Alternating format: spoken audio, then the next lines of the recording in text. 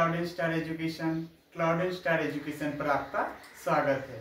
हम इंग्लिश सीख रहे हैं। आज का हमारा टॉपिक है shall have and will have, जो कि हैड के बाद आता है। ठीक है, चलिए शुरू करते हैं। तो आज का हमारा टॉपिक है uses of shall oblique will have. ये आज का हमारा टॉपिक है, uses of shall oblique will have, यानी कि यहाँ पे शैल हैव और विल हैव दोनों की बात होगी। ठीक है, पहले इसका मतलब हम लोग समझ लेते हैं क्या है। देखिए, शैल हैव, ठीक है, दूसरा है ये पहला, दूसरा है will have. Will have, shall have will have, shall के साथ हैज नहीं लगा सकते हैं, विल के साथ हैज नहीं लगा सकते। यानी कि अगर लिखा जाए शैल हैज या विल हैज, तो ये दोनों ही गलत होगा। ठीक है, हैज कभी भी इन दोनों के साथ यूज नहीं होता है, ये आप याद रखें। कभी भी इन फ्यूचर सेंटेंस इंग्लिश में शैल या विल के साथ हैज यूज नहीं होता है, शैल हैव या विल हैव होता है। ये दोनों कभी नहीं हो सकता है। ठीक है, ये बात क्लियर हो गई। अब आते हैं इनके मतलब पे कि इसका अर्थ क्या है, आखिर इसका मतलब होता क्या है, हम इसका प्रयोग कहाँ पे करें। तो शैल हैव, शैल हैव का मतलब होता है, इन दोनों का मतलब सेम ही होगा। याद रखिए, जो भी होगा इसका मतलब वो भी इसका मतलब एक ही होगा। कैसे? सेंटेंस में जब हम इन दोनों को यूज करते हैं तो इसको हम क्या देखकर यूज करते हैं? पास होगा, होगा, होगी, होंगे। ठीक है, पास होगा हो सकता है या फिर होगी या फिर होंगे। एक सेंटेंस को आप लेके चलिए, पास होगा, पास होगी या पास होंगे। अगर कोई लड़का है तो पास होगा, लड़की है तो उसके पास होगी, होगी। और अगर लड़के हैं, एक से अधिक है कोई व्यक्ति, तो पास होंगे। ठीक है, विल हैव का मतलब भी वही होता है, यानी उसके अधिकार में होगा। मेरे पास एक घर होगा, ये फ्यूचर में। Generally shell have will have ना हम लोग फ्यूचर में यूज करते हैं। फ्यूचर, मैं टेंस नहीं सिखा रहा हूं आपको, लेकिन फ्यूचर भविष्य की बात को बताता है। शैल हैव या विल हैव, पास होगा या पास होगी या पास होंगे, यानी उसके सामने, उसके पास, उसके सामने, उसके सामने। ठीक है, नियर, पास होगा या उसके पास होगी या पास होंगे, ये इसका अर्थ होता है। मैं चलिए विस्तार से लिख रहा हूं ताकि आप अगर बिगिनर हैं तो आपको प्रॉब्लम ना हो। दोनों को ही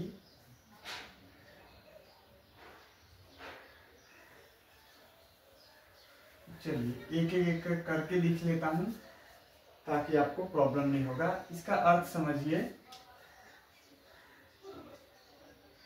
पास होगा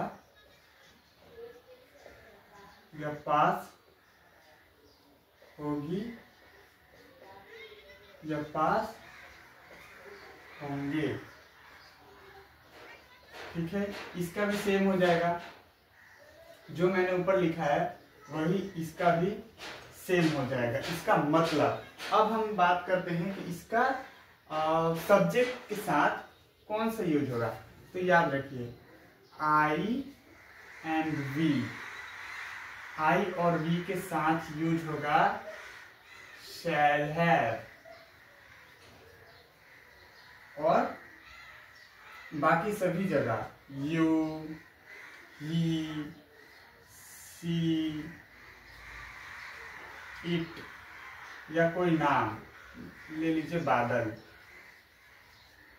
ठीक है, कोई भी नाम या फिर उसके साथ दे या फिर एक से अधिक, गर्ल्स ले लीजिए, गर्ल्स एक से अधिक है, इन सभी के साथ होगा विल हैव। यानी शैल हैव सिर्फ आई और वी के साथ ही आपको याद रखना है, बाकी हर जगह पे विल हैव लगेगा। ये आपने समझ लिया है। इसका अर्थ इससे आसान तरीका में और मैं क्या ही बता सकता हूँ। पास होगा यानी उसके पास होगा। हम लोग बोलते हैं ना कभी, उसके पास एक घर होगा, आपके पास एक गाड़ी होगी, आप अमीर होंगे, तो आपके पास, ठीक है, आपके पास की बात हो रही है। आपके पास एक पेंसिल होगा, आपके पास एक बड़ी दुकान होगी, तो हम जब ऐसा बोलते हैं तभी इसका यूज करते हैं। यानी आपके पास जब ये वर्ड आ जाता है बीच में, तब हम इसका यूज करते हैं, शैल हैव या विल हैव का। अब हम इसके प्रयोग भी देख लेते हैं, सेंटेंस में कैसे यूज होता है। देखिए इंग्लिश मैंने आपको एकदम बेसिक से सिखाना स्टार्ट किया है, तो अगर आप बिगनर हैं, आप पहली बार मेरी वीडियो देख रहे हैं, तो मेरी स्टार्टिंग के वीडियोस पहले देखें, क्योंकि वहां पे आपको एकदम बेसिक से मैंने कराया है। ठीक है, देखिए पहचानने का तरीका क्या है। सेंटेंस में आप जब ट्रांसलेशन करेंगे, आप वहां पे देखेंगे उसके पास एक जमीन होगा, यानी उसके पास की बात आ रही है, तब हम शैल या विल हैव का यूज करेंगे। अब कैसे करेंगे, आइए बात करते हैं। एक, आपके पास कपड़े होंगे, आपके पास कपड़े होंगे। ठीक है, ये एक साधारण सा वाक्य है। जैसे हम कैसे पहचाने कि ये, एक तो होंगे लिखा है, ये रहा पास, ये रहा होंगे, मिल गया, तो यहाँ पे शैल हैव या विल हैव का यूज होगा। तो आपके के लिए हम लोग यू का यूज करते हैं, यू। ठीक है, यू, आपके पास कपड़े होंगे, तो यू के साथ क्या लगता है, शैल हैव या विल हैव। मैंने थोड़ी देर पहले बताया यू के साथ विल हैव लगता है। You will have clothes, CLOTHES, कपड़े, CLOTHES। You will have clothes, यानी आपके पास कपड़े होंगे। ठीक है, वैसे ही दूसरा,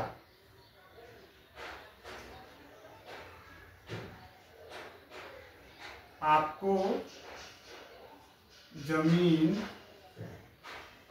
होगा।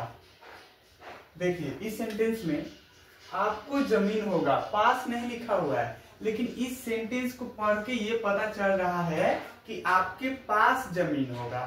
तो हम भी इसको भी सेम ऐसे ही बनाएंगे, यू विल हैव, क्योंकि यू के साथ विल हैव लगता है, you will have LAND, land, आपके पास जमीन होगा।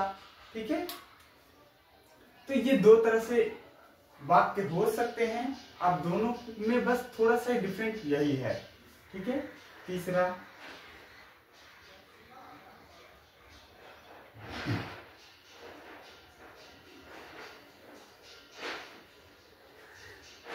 उन लोगों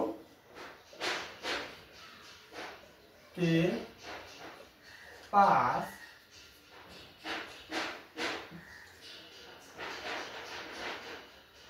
शांति होगी,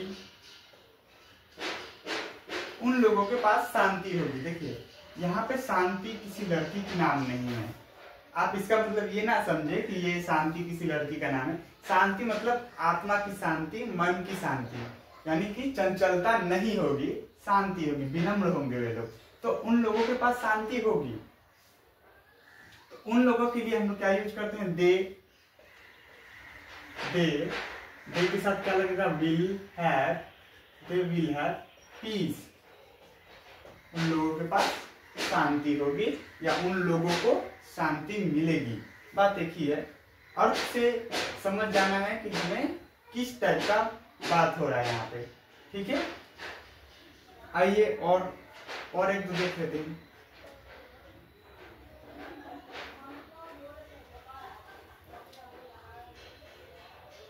उसके पास एक कार होगी। उसके पास एक कार होगी।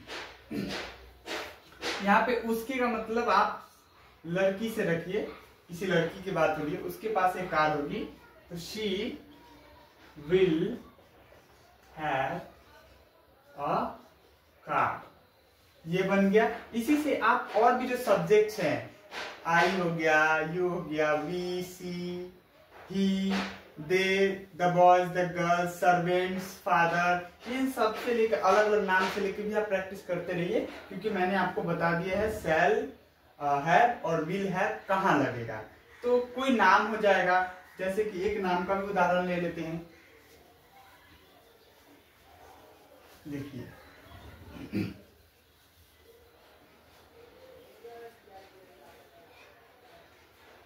जैसे नाम लेते हैं अमर। अमर के पास दुकानें होंगी, यानी अमर कोई आदमी है, इसके पास दुकानें होंगी, एक से अधिक दुकानें की बात हो रही है। इसका ट्रांसलेशन कैसे होगा? तो पहले नाम है तो नाम लिख देंगे अमर, और नाम के साथ विल हैव लगता है, नॉट शैल हैव। ठीक है, विल हैव, दुकानें की मतलब हो गए शॉप्स, एक से अधिक है, अमर के पास दुकानें होगी या अमर को दुकानें होंगी, अमर को दुकानें होंगी। दोनों का अर्थ सेम ही होता है, अमर के पास दुकानें होंगी या अमर को दुकानें होंगी। ठीक है, बाकी इसके नेगेटिव एंड क्लोज्ड और इंट्रोगेटिव सेंटेंस की भी चर्चा करनी है हमें, तो चलिए मैं इसको मिटा देता हूं।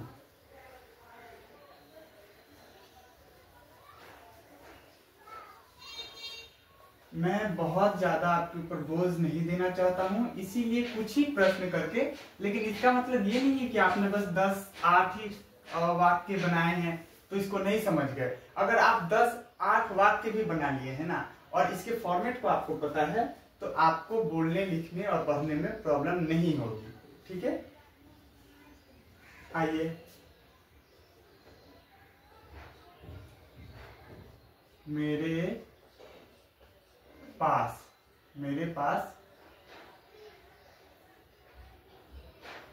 कार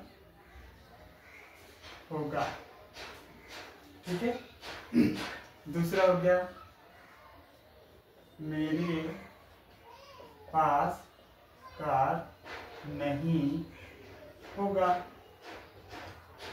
तीसरा, क्या मेरे पास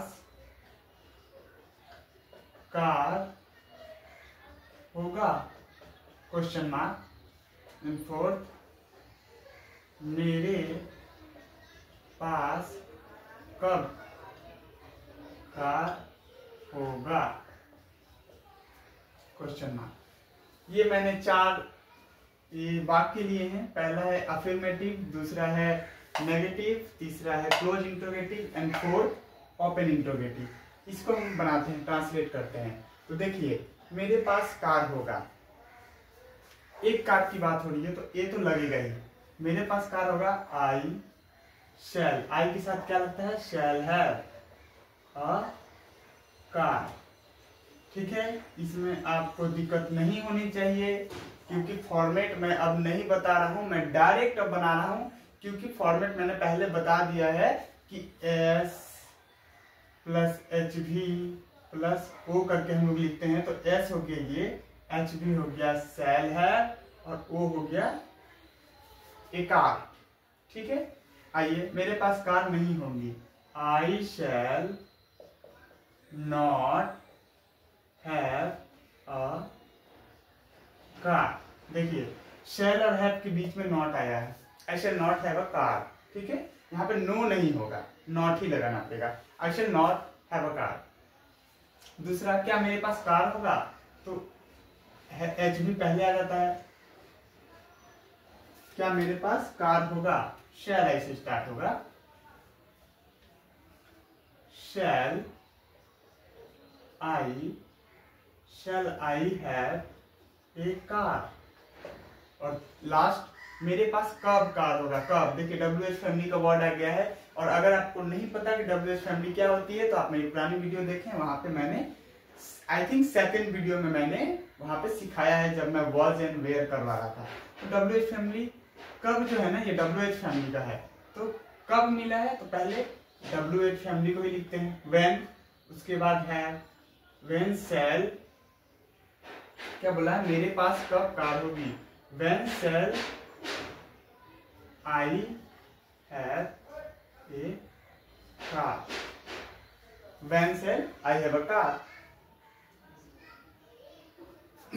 ये हमारा फॉर्मेट हो गया, और ये मैंने ट्रांसलेट भी कर दिया है। आप इसको अच्छे से करें, और भी सेंटेंस होते हैं, लेकिन मैंने जितना होता है मैंने बता दिया आपको, और भी आप घर पे प्रैक्टिस करते रहें। जैसे मेरे पास कब कार होगा, आपके पास कब कार होंगी, आपको कब समय मिलेगी, ऐसा बात है, यानी आपके पास की जब बात होती है, ऐसे सेंटेंस को आप बनाते रहें। तो मेरे पास कब कार होगा, when shall I have a car, यानी मेरे पास कब कार होगा, सॉरी यहाँ पे क्वेश्चन मार्क होगा, एंड यहाँ पे क्वेश्चन मार्क होगा, क्योंकि ये दोनों क्वेश्चन मार्क वाला वाक्य है, सेंटेंस है। तो uses of shall oblique will have, यानी यूजेस ऑफ शैल हैव बोल सकते हैं या यूजेस ऑफ विल हैव बोल सकते हैं, बात एक ही है। तो इतना काफी है, मैंने इतना समझा दिया है, इसी से आप समझ जाएं, और भी प्रैक्टिस आप करते रहें, खुद से सेंटेंस बनाएं, उसी को इंग्लिश में ट्रांसलेट करें। तो इसी के साथ इतना आप समझ चुके हैं, धन्यवाद। आप ऐसे ही पढ़ते रहें और आगे बढ़ते रहें, इंग्लिश आपको आसान लगने लगेगी, बस आप मेरे सारे वीडियो को आप देखते रहें और समझते रहें कि आखिर मैं कैसे पढ़ा रहा हूँ, क्या कर रहा हूँ, वहाँ पे कैसे सेंटेंस चेंज हो रही है। और अगर आपको कोई शिकायत हो, यानी कि मेरे पढ़ाने में कुछ ऐसा लगे कि हाँ यहाँ पे डाउट है मुझे, तो आप कमेंट सेक्शन में लिखिए, मैं पर्सनली उसको जवाब दूंगा कि हाँ इसका ये अर्थ होता है और इसका मतलब ये होता है। और अगर आपको अच्छी लगी हो, मेरी वीडियोस अच्छे लगे हो, तो आप लाइक और सब्सक्राइब कर सकते हैं, ताकि मेरी वीडियो आप तक सबसे पहले पहुंचे, जैसे ही मैं रिलीज करूं वीडियो आपके पास पहुंच जाए, ठीक है। तो इसी के साथ धन्यवाद, आप पढ़ते रहें और आगे बढ़ते रहें, अलविदा।